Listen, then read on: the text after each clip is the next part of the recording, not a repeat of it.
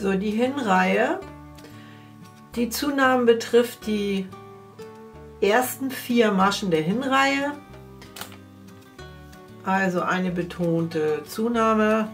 Das heißt, erstmal stricken wir die Randmasche. Die ersten Maschen stricken wir ab, die ersten beiden. Das heißt eine Masche links und eine Masche rechts mit dem Überschlag. Aus der folgenden linken Masche stricken wir eine Masche links, eine Masche verschränkt rechts und eine Masche links. Also wir stricken aus dieser einen Masche 3 Maschen heraus. Linke Masche,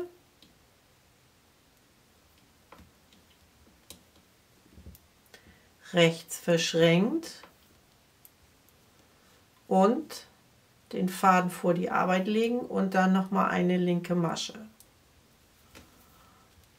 So, das sind 3 Maschen, die wir aus einer Masche gestrickt haben. Jetzt stricken wir bis zu den letzten 4 Maschen dieser Reihe und da machen wir das gleiche nochmal.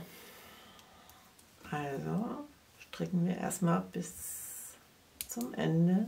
Es gibt noch eine komplette Anleitung für einen Polunder. Dafür werden diese betonten Zunahmen auch gearbeitet. Schaut bitte in die Videobeschreibung, da werde ich euch diese Anleitung verlinken. Bis dann!